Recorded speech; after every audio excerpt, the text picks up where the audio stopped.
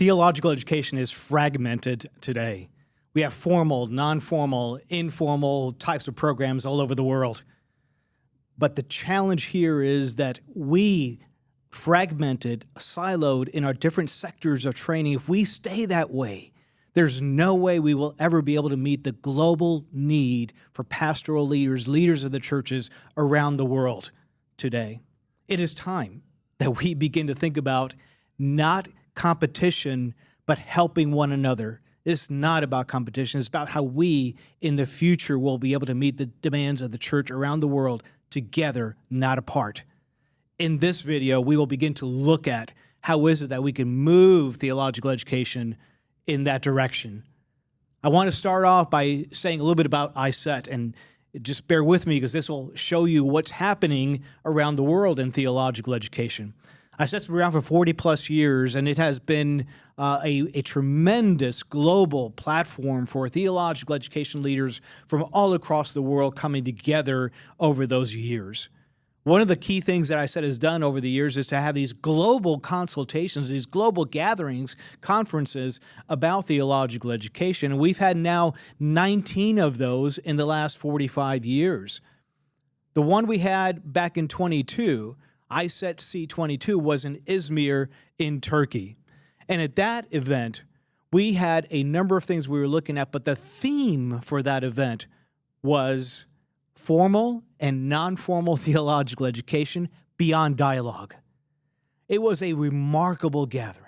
It was people from all parts of the world, from all sectors of training coming together, and we had different groups that were working on different aspects of theological education, like AI and technology, spirituality, all sorts of different topics that we were working together across the sectors so that we could learn from each other about how is it that together we could move further ahead in theological education across the sectors and meet the demands of the church today. It was our largest gathering at the time. We had 480 people there from about 80 countries, and we had a remarkable week together. And here was my prayer during that week at ICETE C22. Lord, may ICETE C22 not be measured by our numbers, because at the time it was so large and it was our largest gathering, but by our mutuality in one common aim. Our mutuality in one common aim, Lord, is to strengthen the church for its mission. That was our prayer during that gathering there in Izmir. Over the last other episodes and videos that you've seen, we've talked about the global demand for church leadership development. We've talked about the way that we might be thinking about recalibrating theological education.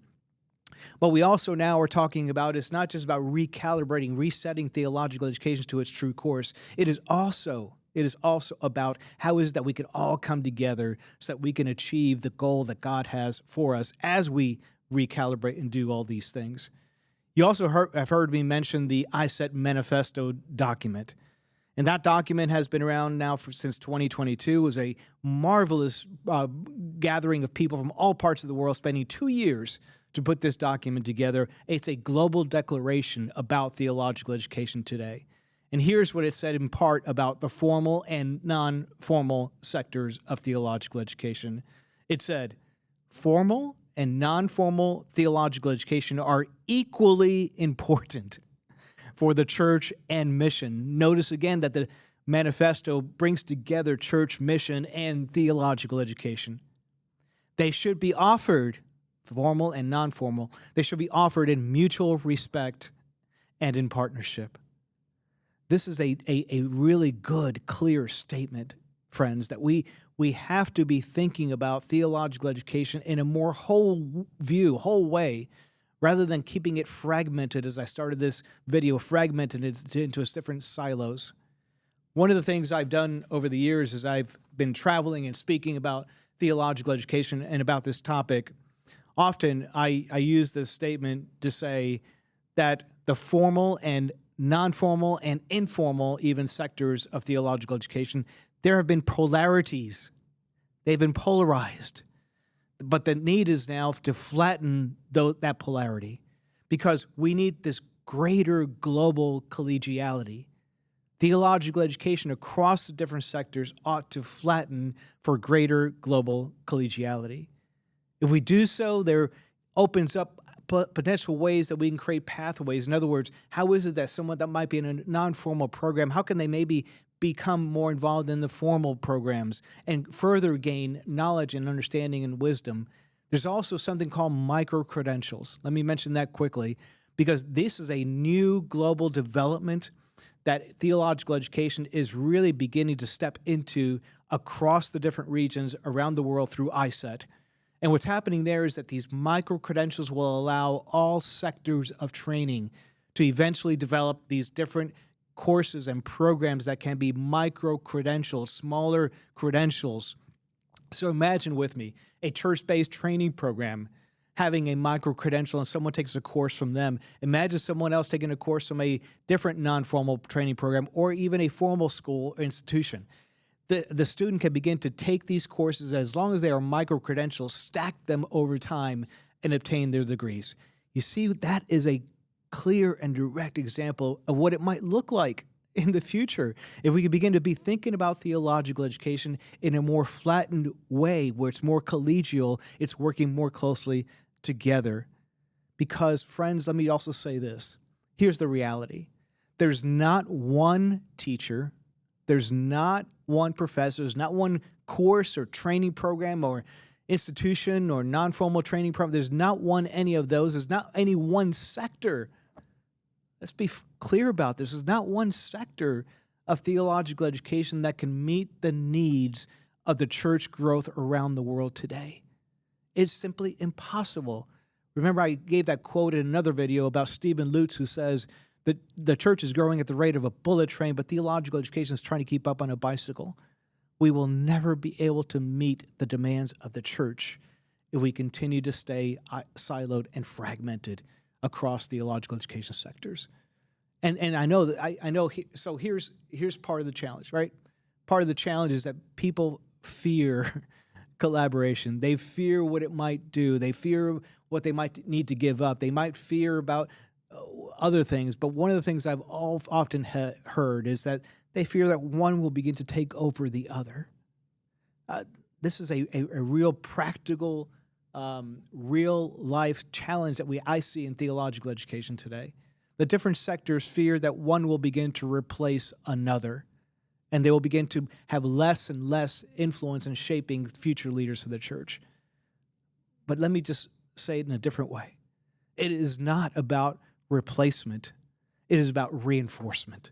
It is about how is it that we can reinforce and strengthen one another in theological education today so that we can meet the needs together of the churches around the world.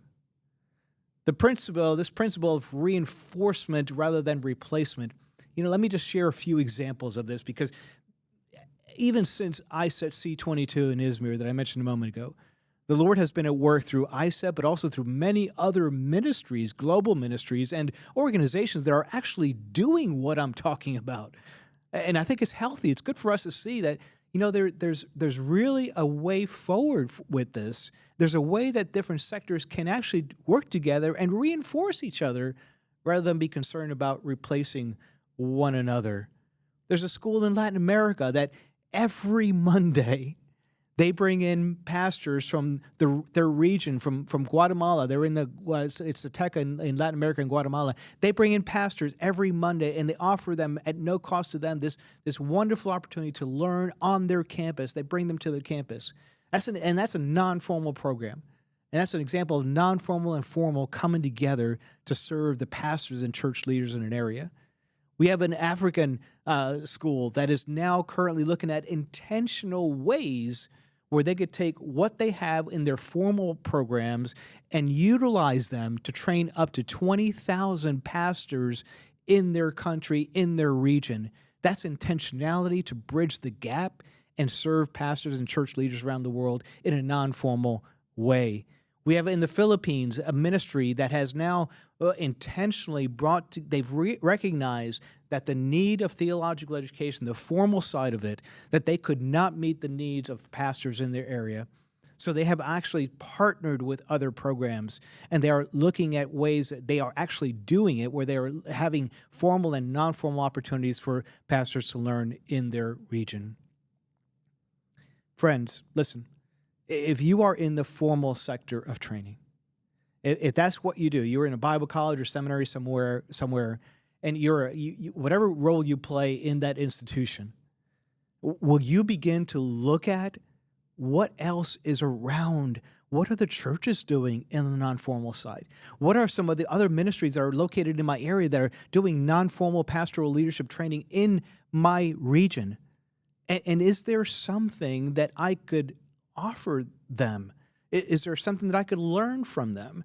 It's as simple as having a coffee or tea or getting together and getting to know what is it that you're doing? What is it that you're reaching out to these non-formal leaders, because they are really doing a remarkable work. And I talk about also the non-formal side having more pew-level realities. They have the pulse of what's happening in the church sometimes even better than we do on the more formal side of theological education. Imagine what you could learn if you spent more time with them, and not just spend more time to learn with them, but explore ways that you could maybe work together. Maybe one of your professors can go to their program and offer a workshop or a seminar or something like that. And those of you that might be on the more non-formal side of theological education, what does it look like for you to talk to some of the schools that are in your region and begin to explore ways where you could also invite them into your programs, have them teach a course or a program or whatever the case may be. But there are opportunities is what I'm trying to say. And I've seen it happen already in different parts of the world. I mentioned a few of them a moment ago. And I don't want us to continue to be in fragmented, siloed operation in theological education today. Because if we do so, we will not be able to meet the needs of the church. And I know that each of you that are involved in training programs, there are opportunities all over the place to cross that boundary, cross those barriers, recognize that it's not about replacement, it's about reinforcement, and move in that direction. Continue to join us as we reimagine theological education together.